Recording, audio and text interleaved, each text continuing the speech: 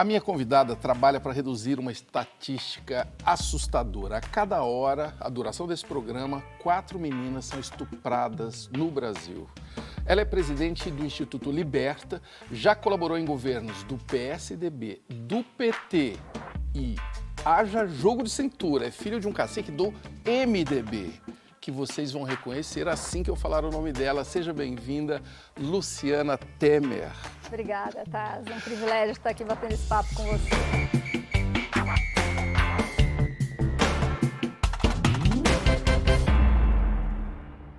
Esse dado, 4 meninas estupradas a cada hora, é Anuário Brasileiro de Segurança Pública. Desde quando que o Brasil entrou nesse pesadelo? Então vamos completar o dado. 4 meninas de menos de 13 anos estupradas por hora. Eu acho que esse dado é importante, Taz, porque a gente, quando pensa em violência sexual, pensa em mulheres, não é? E mesmo quando pensa em meninas que saem à noite, não é? Que estão na balada. Não, a gente está falando de crianças de menos de 13 anos de idade.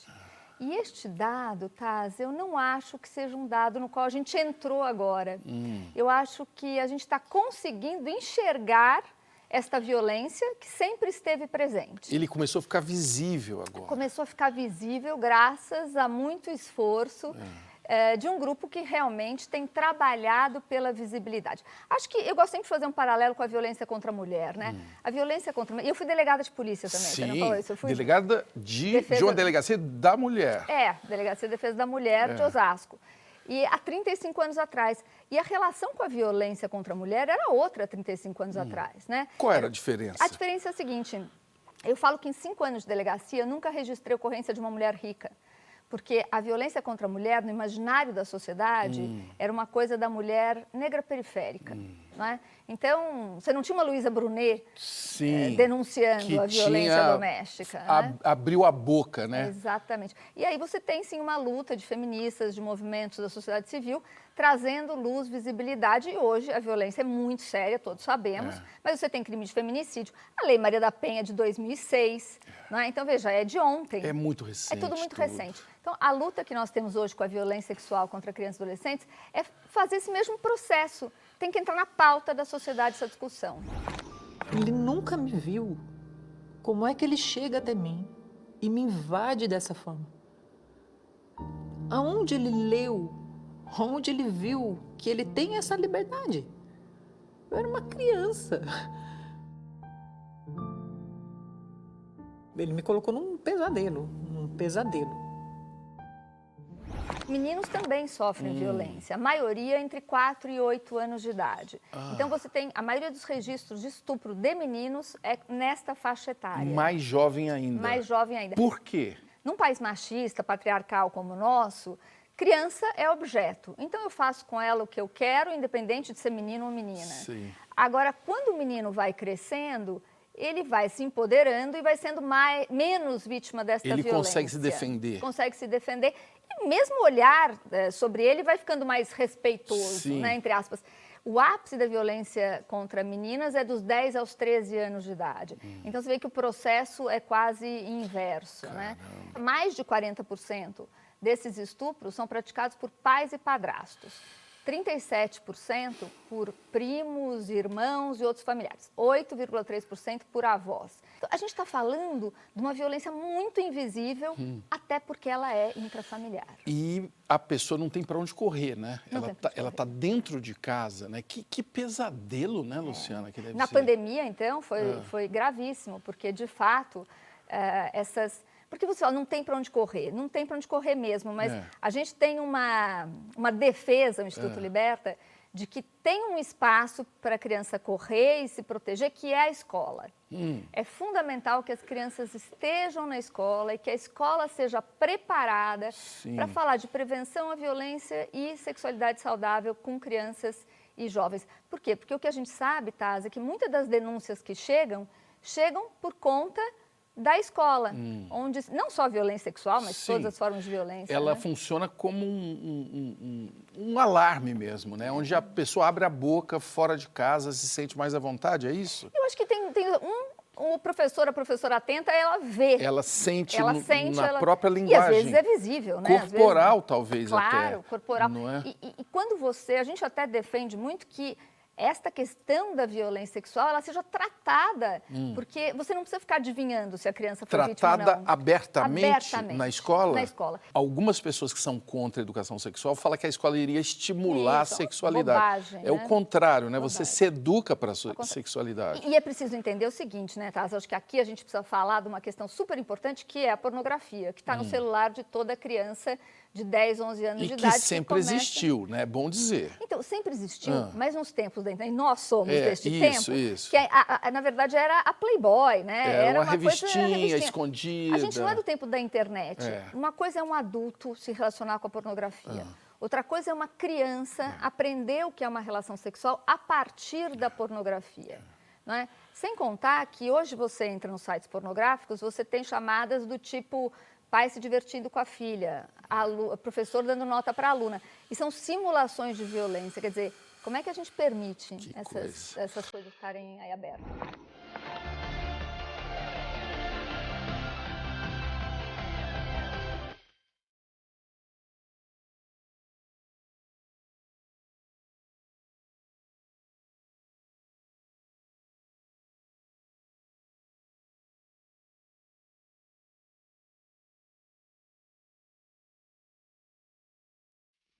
Você sofreu o episódio de violência sexual aos 13, depois aos 27. Só foi falar disso muito tempo depois. Por quê? Porque a violência sexual é algo que constrange a vítima, não só no nosso país. Porque esse episódio dos 12 anos, não foi nem 13 anos de idade, eu brinco que é um clássico, né? Que é eu, menina, voltando a pé da escola e tinha um homem se masturbando. E a gente, nós somos uma sociedade que a gente passa pano nessas pequenas violências. Sem entender que quando a gente permite as pequenas, as violências escalam. Então, na verdade, foi uma coisa que me assustou muito quando eu era menina. Eu comecei a não voltar mais a pé sozinha. Mas o fato é, se você perguntar, a pessoa, não, mas isso não é nada. Isso é, o que é isso? Está no Código Penal, importunação sexual está no Código Penal. Importunação sexual. E que impacto que tem isso numa adolescente? Olha, acho que depende da situação. Eu vou te dizer qual é o impacto. Eu sou uma menina super privilegiada. Eu cheguei em casa assustada, minha mãe estava lá, meu pai, você já anunciou aí, era secretário da Segurança, imediatamente mandamos uma viatura e tal. E eu, obviamente, não quis voltar mais sozinha, mas não tem problema, porque iam me buscar na escola. Agora, se eu fosse uma menina aqui do Grajaú, não ia acontecer eu ia passar, nada. O cara estava lá, ia chegar em casa, minha mãe está trabalhando, imagina você vai chamar uma viatura para uma bobagem dessa, e a menina ia ficar submetida a essa violência, com a chance de escalar a violência. Por isso que a gente tem que ser uma sociedade que realmente diga não para toda e qualquer violência sexual. No caso dos 27 anos, do estupro, eu tinha sido delegada de polícia, eu tinha saído há 5 anos, e eu fiquei com muito medo da exposição. Eu achei que eu ia ficar muito exposta e eu, na época, escolhi não denunciar, não registrar. Vamos até esclarecer que, nesse caso, foi um estupro atípico, porque era um assalto. Você tinha já passado pela Delegacia da Mulher. E, mesmo assim, você não abriu a boca. E vou te falar uma coisa. Eu olho hoje eu estou com 53 anos, eu tinha 27. Eu olho para aquela mulher de 27 anos e falo, cara, como é que você não denunciou? Você sabia. Mas eu acho que tudo é um processo de conscientização e consciência. Eu não tinha a cabeça que eu tenho hoje. Sim, claro. Eu vou contar uma coisa para você. Eu acho que, por mais que eu tenha evoluído ao longo da vida aí, a luta de defesa de mulheres já era uma luta na minha vida. Agora, veja, só há 5 anos que eu descobri que esta violência sexual contra crianças, em especial meninas, não é uma violência residual, mas uma violência estrutural com consequências sociais gravíssimas. Sem contar a evasão escolar, 18% de evasão escolar se dá em razão de gravidez na adolescência. Nós temos mais de 21 mil meninas de menos de 14 anos grávidas todo ano com registro, fora o que não é registrado. Então, assim, é disso que a gente está falando. É uma coisa gigante, é uma coisa que nós ainda nem podemos dimensionar o trauma na vida de uma pessoa dessa, né? Para sempre, não é? Então, trauma que é ligado à depressão, inclusive baixa autoestima. Tem relacionamento amoroso. Né? E coisas que a pessoa nem se dá conta que são decorrência desta violência, porque é isso que eu falei, a gente é uma sociedade que vai passando pano nas violências. Retratos cruéis que se resumem em números, milhares de crianças vítimas de estupro. E o que era pra ser o último tá em primeiro, 70% dos traumas foram brasileiros. O que era pra ser paz torna um pesadelo, quando a alma se cala se transforma em medo. O silêncio é muito grande, mas o silêncio nas classes sociais mais favorecidas é muito maior.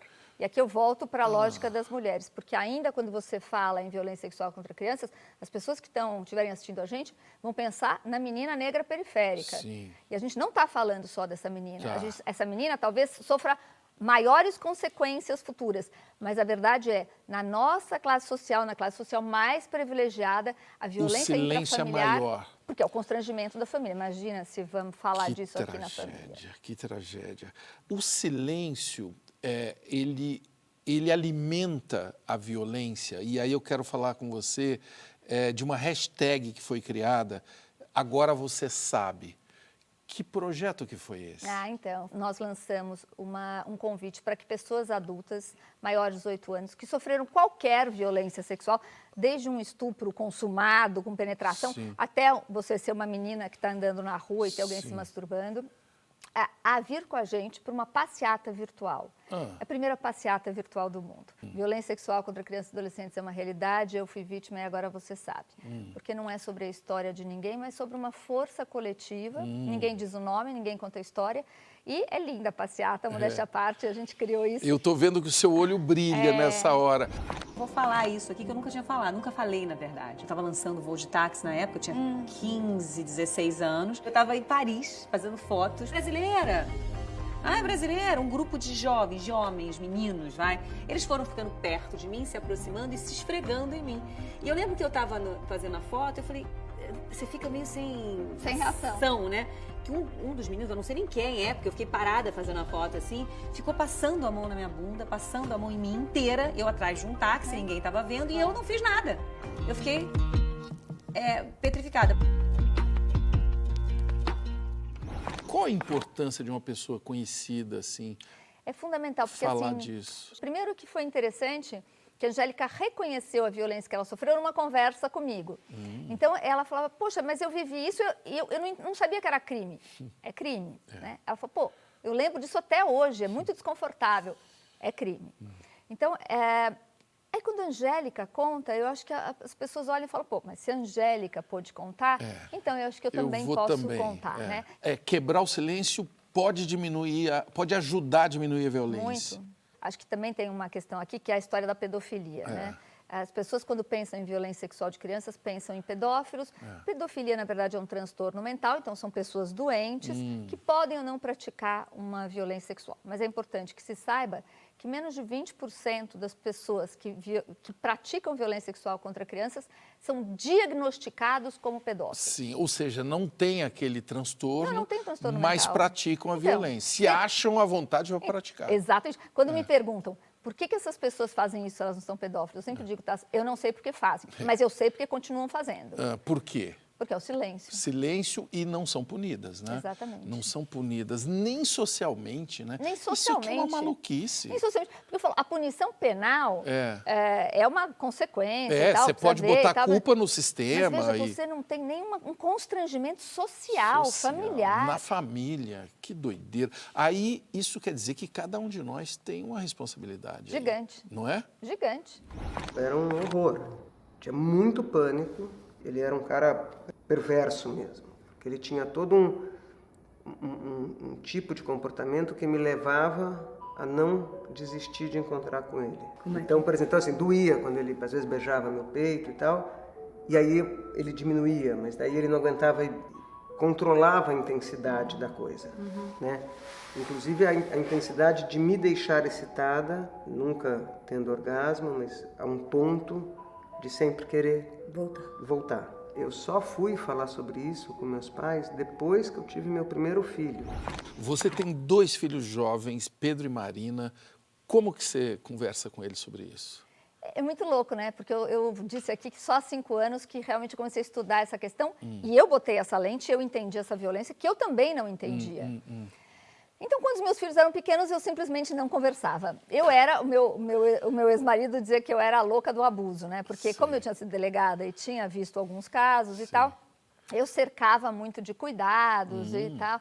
Mas eu não conversava abertamente com ele sobre isso. E eu nem sabia como fazer isso. Sei. E muitas pessoas não sabem, mas é importante que se diga que hoje tem livros, filmes próprios para isso. Luciana, vamos ser sinceros, eu também tenho dificuldade, qualquer pai tem dificuldade. Como que a gente sai desse lugar? Então, olha só, no site do Liberta, a gente tem inclusive uma ala que indica materiais para os pais conversarem de acordo com a idade adequada e tudo mais. Por exemplo, sobre pornografia, tem uma socióloga britânica, Gayle Dines, que estuda essa questão há 25 anos, e ela tem um site chamado Culture Reframed, é uma ONG, na verdade, que ensina pais a falarem sobre pornografia com filhos pequenos e adolescentes. No primeiro momento eu ficava com medo porque ele me ameaçava. Ele disse, se você contar para sua mãe, eu mato sua mãe e mato você também. Só tem duas opções, denunciar ou ser cúmplice. O mundo de paz é esse, onde a gente não roube a infância de ninguém. Como fazer esse tema entrar na cabeça de quem quer governar o país? Me diga. Difícil, né? Mas você sabe que a gente tem falado muito sobre isso, ligado à pauta de educação.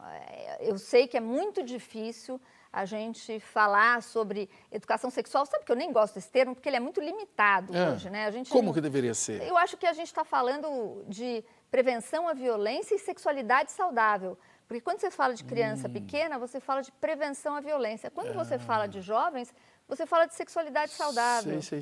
Eu acho que essa é a temática que devia perpassar Talvez é melhor escolas. mesmo esse enfoque, né? Prevenção à violência e sexualidade saudável. É o termo que a gente gosta de usar, porque eu acho que é sobre isso. E eu quero fazer uma homenagem nessa conversa nossa à minha professora de 4ª série, veja você, no interior de São Paulo, Ituverava, região de Ribeirão Preto, eu tive aula de educação sexual com Dona Hilda, numa escola pública, que na época foi um escândalo.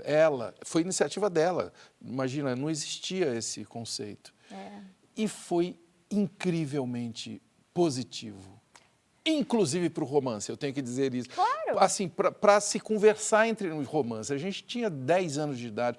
Para conversa. Claro, é fundamental. Entre a galera, não é?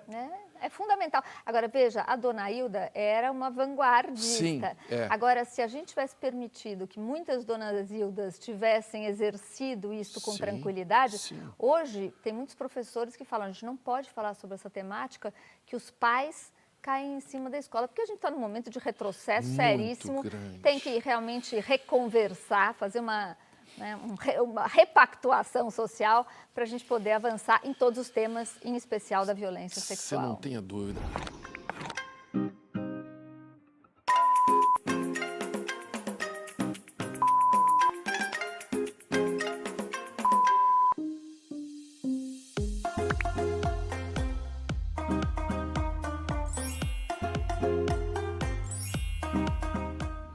Eu não sou o Michel, pai de Luciana Temer, mas eu gasto o meu latim aqui nesse programa. Então, o próximo bloco é dura lex sed lex. A lei é dura, mas é a lei. Será que ela vale para todos? A dureza da lei seletiva é o tema do nosso próximo bloco. Até mais.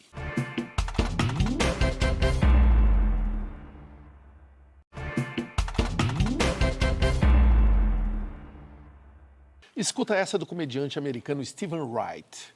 Quebrei um espelho, dá 7 anos de azar, mas meu advogado acha que consegue reduzir para 5.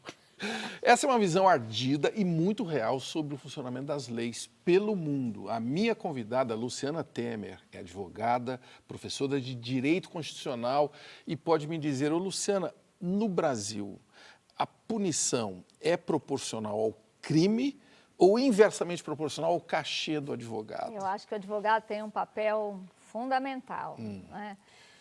Tem muitas injustiças.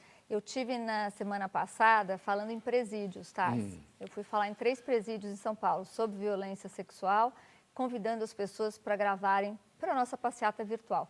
Surpreendentemente, num presídio aqui masculino, falei para 200 homens e mulheres trans, e 37 gravaram para o Agora Você Sabe. E um dos presos que estavam lá falou: doutora, mas esse caso aí que a senhora está contando, se fosse um negão como eu, assim, estava preso ou não estava?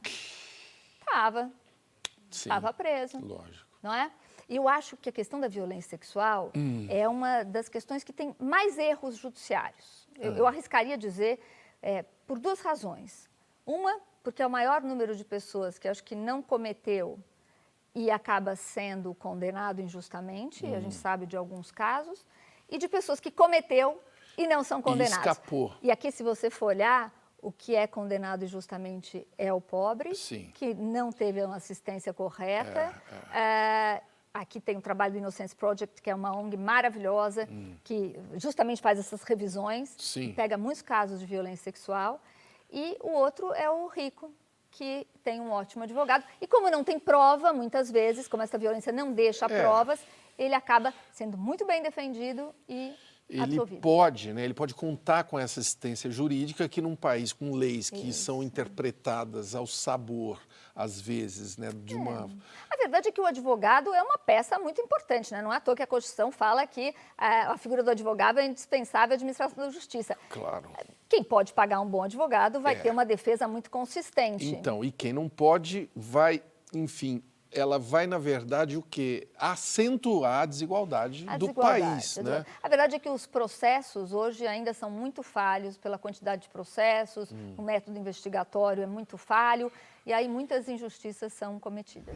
Mas eu só quero é ser feliz, feliz, feliz, feliz, onde eu nasci, poder me orgulhar e ter a consciência que o pobre tem seu lugar. Você não acha que poderia ser mais fácil entender as leis? Eu acho que tem um problema, assim, que é a gente brinca que é o juridiquês, né? Falar difícil não é mérito. Isso. E ao contrário, o direito tem que ser acessível para todas as pessoas. Agora, o direito não é simples. Então, fazer justiça não é simples. Eu acho que a gente sempre fala de questões que são muito complexas. Não dá para simplificar. Às vezes as pessoas falam, por exemplo, de processo. Impunidade, o processo... Não, o processo é uma coisa séria e eu defendo um processo sério. E que às vezes tem que demorar também. Tem que demorar às vezes. Não é assim de vão fazer justiça hoje. Não, eu acho que não. Eu sou muito contra esta visão. Agora, não tenho dúvida de que a gente tinha que ter menos leis, porque é impossível conhecer todas as leis. E com uma linguagem, mais direta e acessível. Mas mais do que as leis, as decisões dos juízes teriam obrigatoriamente que ser compreensíveis por quem está sendo atingido por aquela decisão. Qual é a sua ideia? Qual é a sua proposta? Nenhuma, nenhuma. É bilis, ódio, mau sentimento, mal secreto. É uma coisa horrível. Você é favorável à justiça ficar exposta como ela está na televisão, Não, eu sou totalmente contrária. Essa é uma questão super polêmica, né? Isso. Mas eu particularmente acho que é um desserviço. É um desserviço. É bom falar que a maioria dos países não faz isso, né? Eu acho que a transparência não é isso. Às vezes no Brasil o pessoal tem a impressão que o fato de estar sendo transmitido tudo ao vivo é porque agora a gente consegue ver tudo. Por que isso pode atrapalhar também a justiça? Os juízes, né? Você tem 11 ministros no Supremo Tribunal Federal. Eles são o esteio da nossa Constituição, dos nossos processos democráticos, de garantia de direitos fundamentais. Quando você tem uma exposição muito grande, às vezes você sujeita esses ministros e outros juízes à pressão popular. E nem toda pressão popular é boa. Não é? A gente sabe que nem sempre a maioria tem razão. A maioria faz parte de um processo democrático, mas a democracia pressupõe a proteção das minorias. Então, muitas vezes, o papel de um Supremo Tribunal Federal é o que a gente chama contra-majoritário, que é justamente garantir os direitos das minorias. De uma minoria. O moço de terno diz, é guerra às drogas, o povo da periferia grita, é guerra aos pobres. Eu não quero que legalize, eu quero que regularize. A política de drogas é questão de saúde, cultura e educação. Você participou de gestões de governos do PSDB, do PT, como eu falei, e no caso da Cracolândia, era a gestão Haddad. O programa era Braços Abertos. Conta o que foi essa experiência. Foi uma das experiências mais bonitas que eu vivi na minha vida. Porque, de fato, a gente tem aquela situação muito difícil na Luz, né, que é a chamada Cracolândia. A gente acabou montando um programa, que era um programa muito inovador mesmo, de oferta de espaços para essas pessoas dormirem. Literalmente se hospedarem. Se hospedarem em hotéis da Cracolândia. E todo mundo falava, isso vai manter aqui. Se não fosse isso, as pessoas não aceitavam. E que elas recebiam um valor por dia trabalhado na varrição de rua da própria Cracolândia. E a única coisa que elas tinham que aceitar era o atendimento, acompanhamento de uma dupla de assistência social e saúde. Elas poderiam até continuar consumindo? Poderiam, não tem problema Mas elas seriam assistidas por um profissional de saúde? Assistidas por um... Porque o que acontece, às vezes, essas pessoas, elas tinham problema de tuberculose, elas tinham outras doenças sérias, AIDS. E aí, a partir do momento em que a gente olhava, isto era exigido, então você tem que se cuidar, parte de saúde você tem que cuidar. A abstinência não era exigida, mas o processo foi muito interessante, porque à medida em que eles se sentiam olhados e cuidados, eles iam melhorando. Não é? Então, eu vou contar rapidamente um episódio de um jornalista que me ligou uma vez e falou assim, secretário, eu tenho uma denúncia muito grave, vai sair amanhã no jornal, porque eu estava conversando com uma beneficiária do programa e ela disse que usa parte do dinheiro que ela ganha para comprar droga. Eu falei, então, quem é? Ah, fulana. Eu falei, a dona fulana, eu conheço, sim. Você sabe há quanto tempo que a dona fulana tem 60 anos, está na rua? Ah, sei, sim, ela me falou há 15 anos. Eu falei, há 15 anos, há 10 anos ela é usuária de crack. Veja bem, a dona fulana está no programa há 7 meses. Ela disse que ela usa parte do dinheiro para comprar droga no fim de semana. Isso é o sucesso do programa, isso não é o fracasso do programa. No dia seguinte, saiu a dona fulana de uniforme no jornal dizendo o seguinte, tenho muito orgulho de mim, porque agora eu trabalho para comprar a minha droga.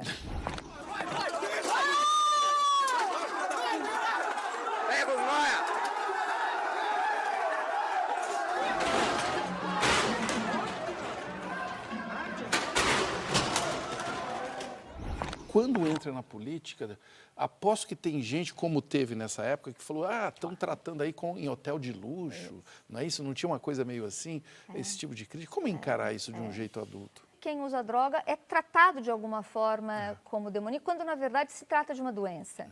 E a gente precisa olhar isso para uma doença que precisa ser enfrentada, cuidada, diagnosticada, e cada caso é um caso. Tá? A gente está falando aqui, eu estou contando situações de pessoas em situação de rua. Não são pessoas que se tornaram vulneráveis em razão do uso da droga, mas que tiveram um histórico de vulnerabilidade desde sempre. E é diferente do sujeito que é um empresário que compra a cocaína dele e usa aí na casa dele quando ele quiser. Ou crack. A gente tem gente de todas as classes, aliás, consumindo crack. E é bom dizer que Cracolândia, infelizmente, é uma realidade de, olha, todas as cidades do Brasil. Eu diria até de cidades pequenas, não é verdade? Sim. Tristemente. Qual é a dificuldade de mudar a política de drogas no Brasil? É combinar com quem ganha com isso? Eu acho que... essa temática é uma temática difícil. Eu sou a favor da descriminalização das drogas, porque eu sou a favor de descriminalizações. Eu acho que as mudanças têm que vir pela consciência. Por que isso ajuda? A gente não resolveu ainda, na legislação, o problema do uso e do tráfico. Então, são mulheres que às vezes estavam levando a droga para os companheiros dentro do presídio, levando maconha para o companheiro, e é presa como traficante, né? Quer dizer, é uma lógica burra, porque essa mulher sai de casa, o filho dela fica sozinho, vai para um abrigo da prefeitura. Então, assim, a gente precisa olhar com mais atenção e cuidado para entender o que funciona, porque eu não sou favorável ao uso de droga, eu não uso droga, mas a gente precisa entender que política que funciona. E claramente esta política de repressão não funciona. Precisamos buscar uma que funcione. E qual seria o projeto da deputada Luciana Temer para acabar com as drogas no nosso país? Qual seria a sua política de drogas? Primeiro, a Luciana Temer não seria candidata a deputada. A primeira coisa é que a Luciana Temer não seria candidata. Aliás, é bom dizer a eles, né, que você nunca, né, foi picada por esse bichinho da política mesmo eleitoral. Eu adoro política. Deixa eu dizer, eu imagino, adoro política. Eu imagino. Eu adoro gestão pública. Na verdade, política partidária não é algo do qual eu tive o desejo de me aproximar. Por nunca. quê? Acho que não é, acho que é vocação, né? Eu não sei pedir voto, então eu acho que eu não sei pedir voto. Mas você pode pedir uma ajuda para alguém que sabe pedir. Não, é complicado. Não. Acho que tem uma coisa que é meu pai cumpriu um papel importante já no país, ainda tem um papel importante, mas a minha vocação é outra. É uma outra política? Qual que é? Outra política. Qual que é a sua política? Eu acho que eu tenho uma atuação que de alguma forma é um pouco pública. Eu trabalho com o Eli Horn hoje, né, que é um grande filantropo, e uma vez ele me disse, bom, Luciana, aqui você ganha mais, não é? Você está mais tranquila e nunca mais você volta para a gestão pública, né? E eu brinquei com ele, eu falei, doutor Eli, nem todos os seus bilhões são capazes de fazer a transformação que uma caneta bem usada por um gestor público é capaz de fazer. Per favore, ricordate bene questo. Tolleranza zero sugli abusi sui minori o le persone incapaci. No? Tolleranza zero. Per favore, non nascondere questa realtà. O Papa Francisco, ele prega tolerância zero contra abuso sexual das crianças. Mas essa nem sempre foi a postura da igreja, Nem né? sempre. Qual é a sua visão como católica? Eu tive com o Papa Francisco, né? Você sabe, eu tive com o Papa Francisco. Tem uma coisa interessante, porque as pessoas falam muito vou pôr entre aspas, pedofilia na igreja. Sim. Se você olhar o Anuário Brasileiro de Segurança Pública de 2022, você vai ver que menos de 1% dos registros de violência sexual acontecem em instituições religiosas. E mais de 75% dentro de casa. Então, eu sempre digo, é importante falar sobre a violência sexual na igreja? Lógico que é, super importante. O que a gente não pode é ficar preso na fumaça. A grande violência está em casa.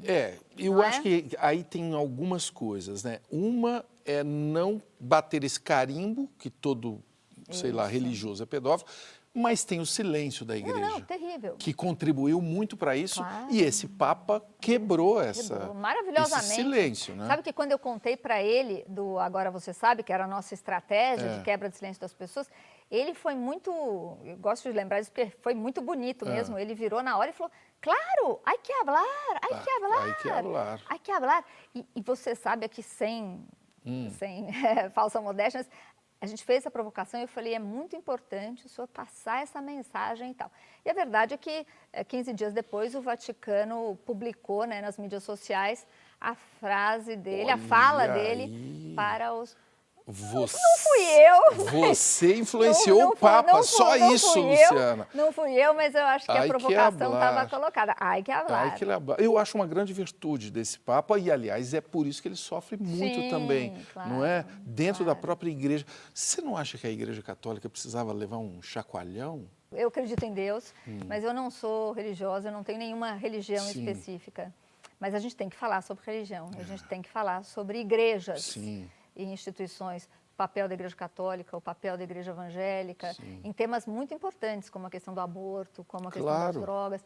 Então, o Brasil, apesar de ser um Estado laico, de acordo com a Constituição, e já há muitos anos, nós sabemos que as religiões têm uma interferência muito grande, porque apesar de laico, o Brasil tem uma forte religiosidade. Sim, e não tem problema nenhum nisso. E não tem problema nenhum nisso, desde que a gente saiba qual é o lugar de cada coisa. O que não pode haver é o que hoje, tristemente, está havendo, uma mistura de igreja e Estado. Isso é triste, isso é inaceitável. Isso, mais que tudo, é inconstitucional. É inconstitucional. Olha, e quem está falando aqui é uma jurista, né? Uma pessoa que conhece essas leis.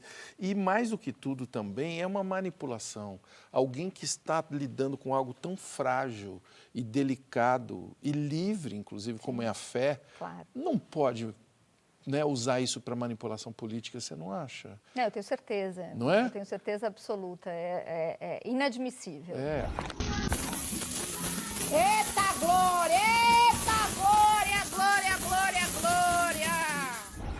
Eu tenho uma missão hoje muito importante.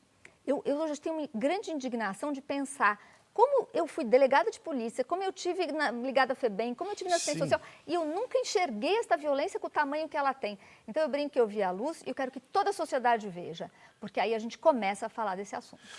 Eu acho que muita gente que está te vendo aqui nesse programa está vendo essa... Eu, pelo menos, fica muito claro o tamanho da tarefa que está pela frente. Não é, Luciana? É isso. Está vendo? Eu já estou evangelizado aqui por você. Amém.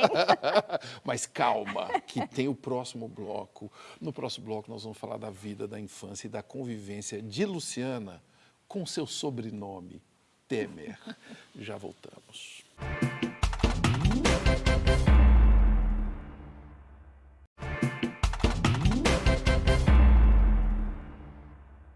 Alguns poetas dizem que escrevem porque verba volant scripta manent.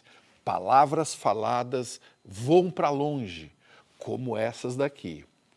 Eis-me aqui tresloucado pela dor de não poder revelar minha dor para ninguém. Parece sincero o sofrimento deste poeta, que também é jurista, articulador político, ex-presidente da República e pai da minha convidada, Luciana Temer. Ô, Luciana, não tem como escapar dele, né? Quem é esse rapaz, o Michel, esse poeta? É difícil, porque você quer que eu fale do pai, você quer que eu fale do político, do avô. Do romântico. Ele é um escritor nato, né? Você sabe que ele é... o desejo... Agora, ele acabou de entrar para a Academia Paulista de Letras. Sim. E no discurso dele da academia, ele contou exatamente isso, que o sonho dele era ser escritor. A gente viajava, viu, Taz, para Tietê, onde tinha a chácara. Tietê, interior de São Paulo. Isso, onde morava minha avó, onde ele nasceu e tal. E ele ia declamando o Navio Negreiro inteirinho. Inteirinho? Durante a viagem? Durante a viagem. E nós, apaixonadas, as filhas. Meu Deus! E ele ia declamando o Navio Negreiro e Operário em Construção, que eram as duas... A viagem passava mais rápido ou demorava mais? Não, mais rápido. Era uma delícia, era uma delícia. É mesmo, de curtição. Navio Negreiro tinha aquelas imagens, e a gente ficava viajando naquelas imagens medonhas e tal. Era interessante. Cara, ele tem uma e falando a poesia e dirigindo o carro. Caramba, era um Netflix, assim, né? Ele ia, não é? Uma minissérie. Na verdade, a gente viajava com minisséries muito mais legais do que as crianças hoje na telinha lá, né? Existe um povo que a bandeira empresta para cobrir tanta infâmia e covardia e deixa transformar-se nessa festa em manto puro de bacante fria. Meu Deus, mas que bandeira é esta? Que impotente na gávea tripudia. Silêncio, musa, chora, chora tanto, que o pavilhão se lave no teu pranto. Até no pedágio ele fazia poesia também? E no pedágio tinha uma coisa engraçada. Quando ele era deputado, depois foi secretário e tal, e ele sempre fez questão de dirigir o carro, né? E às vezes a gente parava no pedágio, alguém falava assim, nossa, já disseram que o senhor é muito parecido com o Michel Temer? E ele dizia... já me disseram. Olha aí, ó. Olha aí, agora foi comediante no pedágio, olha aí. Pois é, o momento dele... Ele tem um senso de humor muito acirrado. Mas ele já contou uma piada em casa? Sim, piadas ótimas. Conta uma. Mas não são escatológicas nunca, são piadas muito inteligentes. Conta mais suja. Agora eu não vou conseguir lembrar de nenhum, porque eu sou ruim de reproduzir piada. Escapou, hein, Michel? Escapou dela. Ele podia vir aqui contar uma. Ele não conta piada. Não. Ele faz comentários inteligentes. Ele faz e blagues, como se blagues, diria, né? Como se diria no juridiquês. O Michel, ele é daquele jeito mesmo? Exatamente. É daquele jeito, formal? Exatamente daquele jeito. Não fala palavrão? Outro dia, não fala palavrão nunca. Você nunca viu ele falando? Não. Eu vou falar, nunca vi. Mas nem num momento assim que o time dele perdeu um gol na final. Não, ele não Energúmeno foi o máximo. Ele não tem time, né? Ele não tem time. Ele já não é um cara ligado ao futebol. Então isso talvez ajude ele a não fazer xingamentos. Sim. Mas ele é da política, então ele poderia fazer xingamentos. Mas não. Não faz. Nunca. Vi. E também nunca vi ele de chinelo, que uma vez me perguntaram, você já viu o seu pai de Havaiana? Não, porque ele não usa chinelo, então eu nunca vi o meu pai de chinelo. Mas será que ele não usa escondido? Não, acho que não. Nem pra ir assim da cama pro banheiro? Não, ele deve ir descalço, mas de Havaiana ele não vai. Que coisa! De bermuda, você já viu ou não? Sim, de bermuda eu já vi. Algumas vezes. Formalmente. Uma bermuda. É o estilo dele, ele é naturalmente aquela... Não é um Ele é personagem. naturalmente formal. Ele é naturalmente formal. Muitas pessoas me criticaram durante meu governo e eu saio magoado, saio chateado de Brasília. Adeus, Brasília. Adeus, Jaburu. Nunca mais eu volto a tu. Ali criei ferrugem nos dentes e teia de aranha no cumprimento do meu dever. Qual o peso para você desse sobrenome? Deve ser pesado, senão pesado. A gente não estava falando aqui disso. Claro. Eu falo que tem ônus e bônus. Na verdade, eu tive muitos ônus, tenho ainda. Um deles é realmente ser uma mulher de 53 anos, ainda referenciada à figura do pai, Sim. o que às vezes não enfim, preferia às vezes não ser. Claro que não, é? Mas eu tive muitos bônus também. Quando eu comecei a dar aula, eu tive uma recepção muito boa, porque eu era filha do Temer, mas eu tinha um olhar muito preconceituoso, porque eu era filha do Temer. Imagina. Porque assim, então, ela está dando aula aqui porque ela é filha do Temer. Então você tem que se esforçar muito mais, Sim. Né? Não só aos olhos dos outros, mas para você mesmo, porque muitas vezes eu me perguntava, será que eu estou dando aula aqui porque eu sou filha do Temer? E aí acho que precisa de muito tempo para você entender qual é a sua capacidade, a sua potência, e para os outros conseguirem te olhar. Hoje o meu pai brinca comigo, às vezes ele fala... Hoje eu encontro algumas pessoas e falo, você, pai da Luciana. Tá na hora de reverter isso, eu não tenho dúvida, que aliás já está acontecendo isso no programa, eu acho. O que você herdou do seu pai? Fora as mãos e o gestual. As suas mãos são bem mais graciosas que a dele, eu te garanto. Mas eu acho que eu sou muito parecida fisicamente com meu pai. Acho que eu tô de cabelão aqui, mas quando eu boto o cabelo preso para trás... Eu acho que eu sou fisicamente muito parecida com meu pai. Acho que esse amor pelo direito e pelo Estado, né? Pela função pública, podia ser civilista, podia estar fazendo família. E, na verdade, eu sempre... E nunca trabalhei com ele, acho que é importante lembrar disso, porque eu nunca trabalhei com ele, ele nunca quis, porque ele sempre achava que eu tinha que realmente fazer o meu caminho. Mas a articulação política que você tem aí um DNA dele, não tem, não? Não sei se eu tenho uma articulação política. Habilidade de conviver aqui, conviver ali, você não acha? Eu tenho, acho que, uma facilidade muito... Não sei se isso é dele ou da minha mãe. Vamos falar dela, então. Talvez eu seja mais da minha mãe do que do meu pai. Porque minha mãe sempre circulou em todos os ambientes com muita naturalidade, né, em todos os espaços, das pessoas mais ricas, das pessoas mais pobres, das mais diferentes. E o meu pai sempre circulou, mas sempre naquela posição formal. E a minha mãe sempre soube ter mais jogo de cintura. Eu sabia que tinha alguém mais poderoso aí Tá por vendo? trás. Vamos falar de Maria Célia. Maria Célia. Qual é a atuação da sua mãe, então, numa família dessa, assim? Minha mãe... Bom, meus pais se separaram quando eu tinha 15 anos, né? Então, eles estão separados há muito tempo. Mas minha mãe é uma mulher admirável, queridíssima. Eu brinco que eu ando na rua, a gente mora perto, né? Eu entro numa lojinha, assim, e de repente eu começo a conversar e falo assim, tem que falar porque minha mãe veio aqui. Sua mãe? Quem é sua mãe? Eu falei, é uma senhora, assim, de cabelo branco e olho azul. Maria Célia, sua mãe? Ah, não, você é filha da Maria Célia. E tem espaços em que eu sou mais filha da Maria Célia do que do Michel. Que então legal. Eu falo, é um drama, né? Eu não tenho uma figura de pai forte, eu tenho uma figura de pai forte e uma de mãe forte. A minha mãe me respeitou, sabia? E me deixou falar. A sua mãe?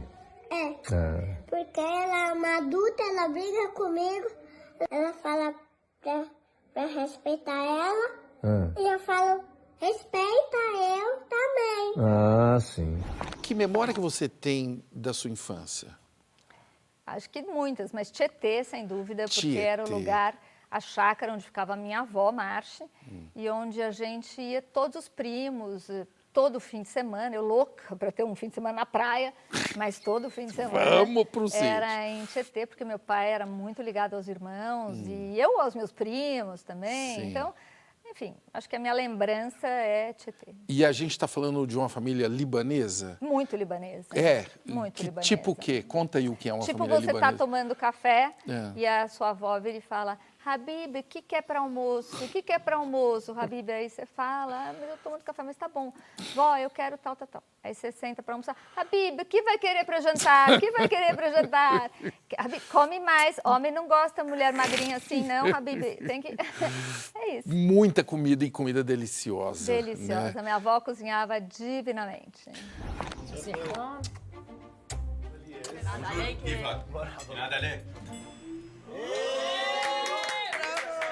يا سيرج يا بطل انا بلو العائله الحلوه يا اهلا وسهلا اهلا بربيع. Me conta uma coisa, o pessoal da esquerda torce o nariz para você por causa do sobrenome? Então, eu brinco o seguinte, eu entrei na gestão do Haddad, meu pai era vice da Dilma. Então as pessoas diziam que eu estava na gestão por causa do meu pai. No meio da gestão, acontece a história do impeachment e o PT inteiro, né, odiando meu pai e, logicamente, os petistas que conviviam comigo na gestão já gostavam de mim, eu sempre me dei muito bem, mas quem não me conhecia me queria fora. Então, a frase virou, a Luciana está na gestão, apesar do pai dela. Então, eu virei de Luciana está na gestão por causa do pai dela, para Luciana está lá, apesar do pai dela. Mas eu acho que eu não tenho nunca tive muito problema, muita resistência, não. Um suspiro aliviado, ela se virou de lado e tentou até sorrir. Mas logo raiou o dia e a cidade em cancuria não deixou ela dormir. Joga a pedra de mim, joga a mostra de mim. É feita da manhã, é bola de cuspir. Ela não quer maldita gente. O que você tem a sugerir para mulheres que se sentem inseguras de andar pelas ruas do Brasil? Eu acho que as mulheres têm mesmo que se sentir inseguras. É natural. Eu tenho dois, o Pedro e a Marina, né? E às vezes eu falo coisas para a Marina do tipo, compartilha a corrida do táxi. Quando ela era mais nova, ela dizia para mim, você está sendo machista, você que é feminista, por que você não pede para o Pedro e você pede para mim? E eu falo, porque eu sou realista. O Pedro dificilmente sofrerá uma violência sexual. E você tem chances muito grandes nesse país de sofrer uma violência sexual.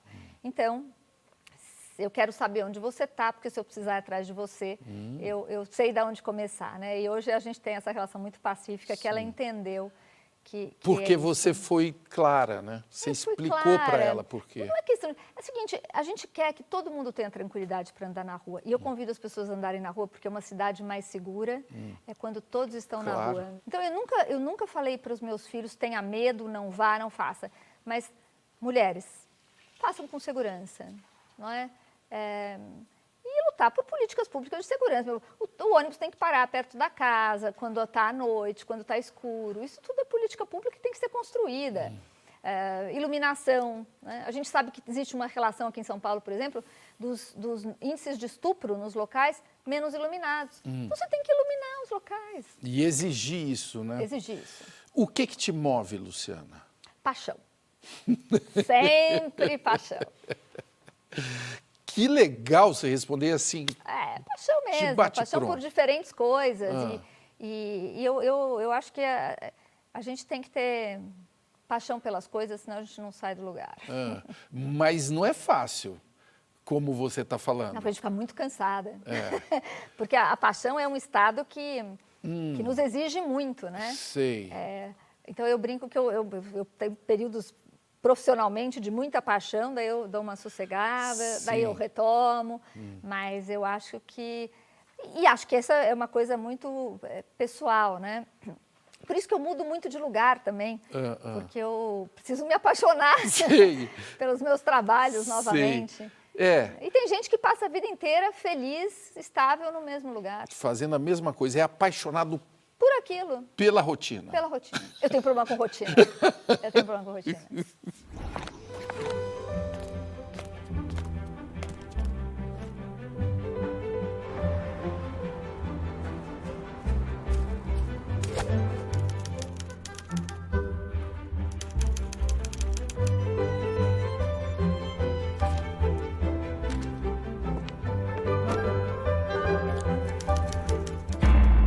Tem gente aqui, ó. Olha a pergunta de Luiz Guiço. Ela é filha do Temer com a Marcela. Mas o Luiz, a Marcela tem 14 anos, eu acho, né? Menos que eu, Menos né? que Acho você. que mais de, se bobear, mais de 14 anos menos que eu. Caramba! Né? Então eu vou mudar essa pergunta. Como é ter uma madrasta mais jovem? Ajuda ou atrapalha? Rola uma brodagem ou é mais difícil? Eu acho que nem ajuda nem atrapalha. Você sabe que... Brodagem, porque assim, quando o meu pai se casou com a Marcela, ela realmente era muito nova, né? E eu já estava tendo a Marina, minha segunda filha e tal. Mas eu vou dizer uma coisa, eu tenho muito respeito e admiração e carinho pela Marcela. Talvez se você fizesse essa pergunta há 20 anos atrás, quando meu pai casou com a Marcela, eu falasse assim, putz, difícil, né? Complicado. Meio... Até porque começa as piadinhas, né? A gente vivia piadinhas na época. Como aconteceu muito. Aconteceu muito. Então, assim, era desconfortável numa certa medida. Mas a Marcela sempre foi extremamente adequada, tanto com a gente como socialmente. Acho que ela, apesar de muito nova, ela sempre foi muito adequada. E hoje acabou a diferença de idade, porque hoje a gente senta e ela é a madrasta, mas também conversamos sobre todos os assuntos, porque ela também é mãe, um filho adolescente. Sim, sim. E a gente, enfim, que não tem eu mais acho que essa para diferença. você deve ter sido um susto ganhar um irmão mais novo, com 40 anos, talvez, que você deveria ter isso na época. Não sei se era susto. Quando o meu pai casou com uma mulher tão nova, não havia susto, Não né? tem susto porque, é claro, é assim que vai acontecer. É lógico que ela teria um filho e acho que não foi susto. Não foi outra coisa. Foi o amor de um poeta. O amor de um poeta. Cara, o Temer, que figura, né? Mas eu quero falar agora de você. Luciana de Toledo, Temer. Lúlia. Que é o nosso último sobrenome. O que é a vida? A vida é isso tudo que a gente está falando, né? Eu acho que é uma passagem. Como eu falei, eu não sou religiosa, mas eu acredito num Deus que eu não sei qual que é. Talvez um dia encontro, talvez nunca, talvez não, porque eu não acredito num Deus materializado. Mas eu acho que isso aqui é uma passagem. A gente tem que passar pelos lugares da melhor forma possível. É isso que a gente tenta fazer. Passar por aqui bem. Será que depois dessa entrevista ele vai ficar conhecido como o pai da Luciana? Duvido. Ele é uma figura muito forte. Olha, Michel, será que ele viria aqui contar uma piada? Hein? Ô, Michel, topa não? Foi muito fácil, pai, tranquilo. Olha, é uma advogada que tá falando, hein?